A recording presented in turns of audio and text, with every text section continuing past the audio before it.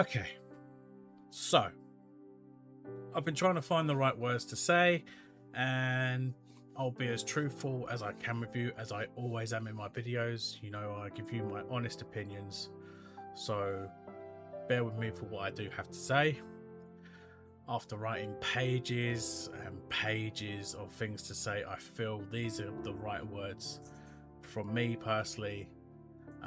And being completely honest, I will tell you both sides of my love and my negatives of Eddie Howe. So don't hate because you don't accept one over the other. These are just my personal opinions alone, and they're not your personal opinions, they're mine. So bear with. Eddie Howe, thank you for the 5 memorable years at Newcastle United Football Club.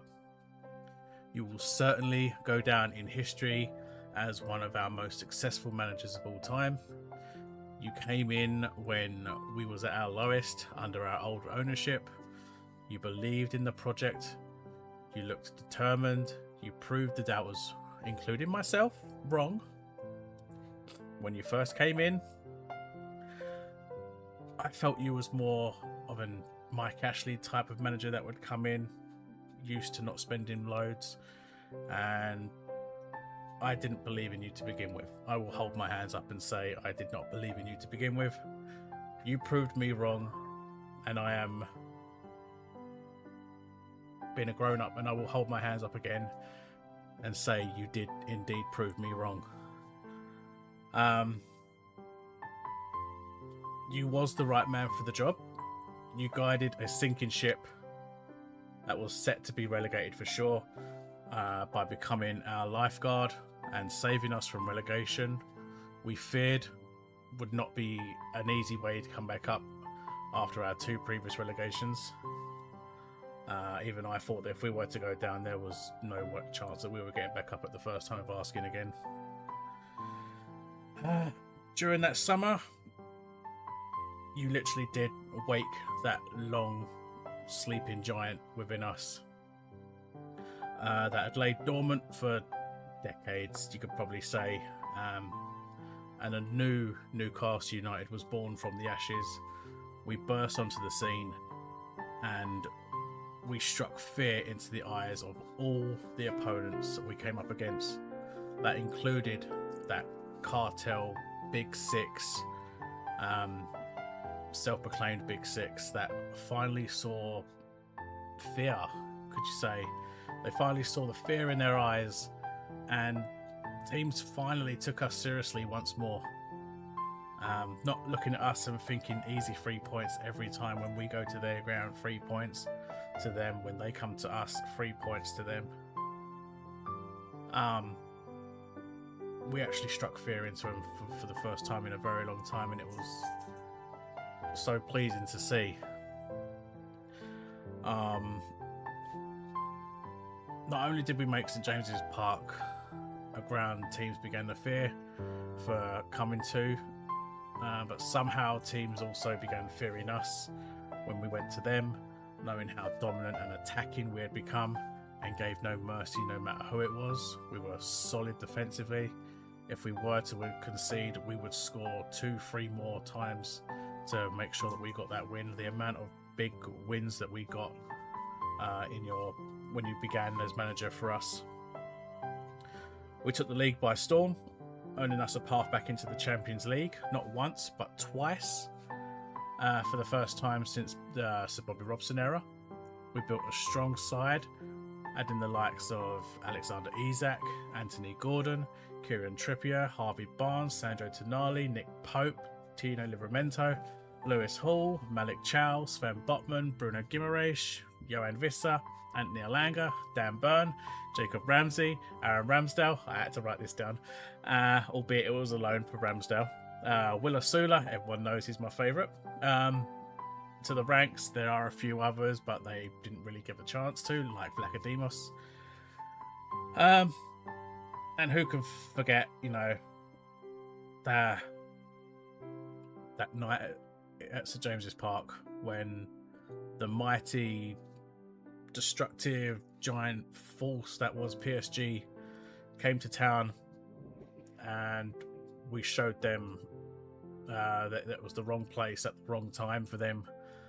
We utterly embarrassed them and sent them back home with their tails between their legs after a 4-1 thrashing. A truly memorable night that was for us. You also did the unthinkable, as again, not only once but twice, you led us to a cup final. That being the Carabao Cup. First time picking up the runners-up medal, but you wasn't going to settle for that. You sparked that fire into the lads to do one better, and for a second attempt, we actually did it. Newcastle United became the Carabao Cup champions, beating Liverpool 2-1 in the final and giving us our first trophy in 70 years. That alone forever cemented your place in the history books and truly deservedly going down as a club legend for the rest of time, and you do truly deserve that. Now for the second part.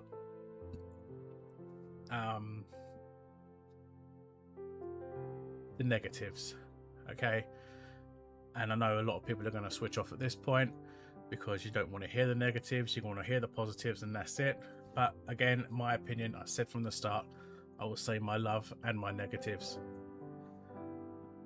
For the hard part, things started to go wrong. What I would see, since the cup win, players began leaving, form went out the window. We was being found out more and more, to which fans wanted to see a tactical change. We was fed up of seeing the 4-3-3 every single time, every single game. We still believed in you at that point, but we wanted a plan B. And I recall you saying in an interview, why have a plan B when you can make plan A work? Alarm bells for me began ringing. A few others started to believe that some stubbornness had possibly crept in.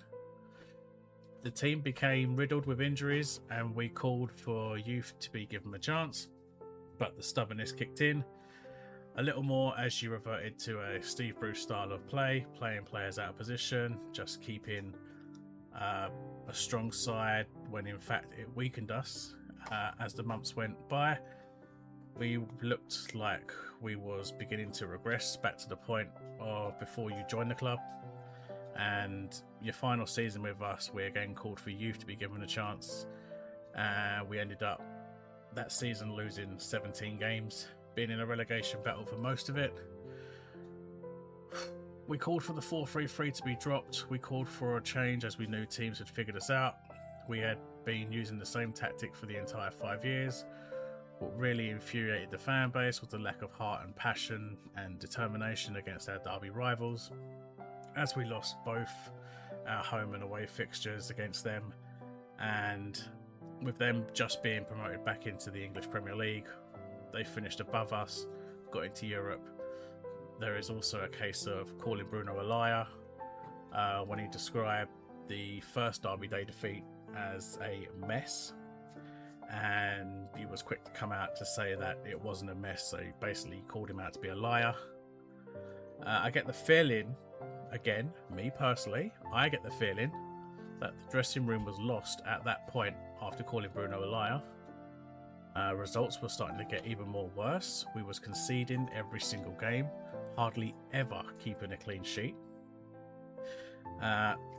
I'll be a grown-up here and say that I was with the many fans that wanted you gone. I did call for you to go. I'm not going to deny that. I did call for you to go. I wanted change. I didn't want a stubborn manager who wouldn't change his tactics and who wouldn't drop his favourites to give others a chance. But you brought us 2 Champions League seasons, with the second Champions League taking us into the knockout stages for the first time in the club's history. You brought us 2 Carabao Cup finals, winning the second time round, ending a very long trophyless period. Again, you will forever be a legend at Newcastle United. You will always be in the history of Newcastle United, and for me, you will be Mr. Newcastle United. I honestly, truly do wish you all the best wherever your path takes you, and should you return to St James's Park, whether it be as a manager or possibly as a fan, you'll receive a very, very warm welcome with chants of Eddie Howe's Black and White Army. For the past 5 years,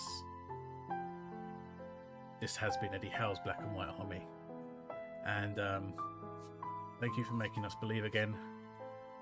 Thank you for all you've done for the club.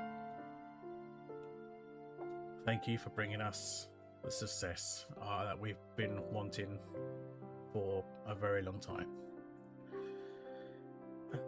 Eddie Howe, thank you.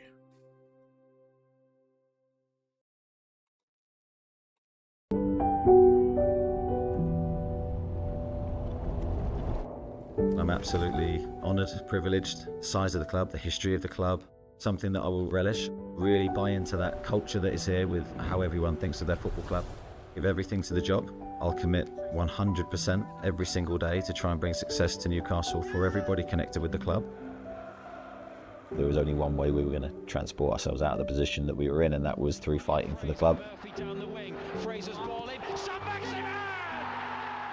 It's always there for me, the power of the relationship between everyone at the football club. Desperate for us to reward the supporters for how they'd backed us and supported us in the early weeks. We battled and hung on. And that's where I think in the very early days, I think the early games, there was an incredible amount of support and understanding for the players, for us. It's going to be John Joe Shelby with the free kick. Oh, yes! All the way through from Shelby, in off Melier. In the process of enjoying how we were playing, really impressive performances, but we were still believing that great things could have been ahead of us. First and foremost, I just want to know how you are as a person rather than sort of me, the footballer. I think that's what probably sets him above different managers I may have worked under. Almiron into the area, goes around Longley. Almiron has scored! Newcastle have got a second goal!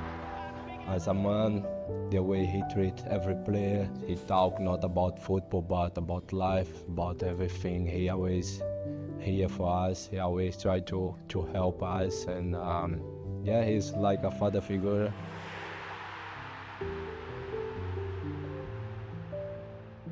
Alexander Isak, what a save! Almiron following it! Yes! Miguel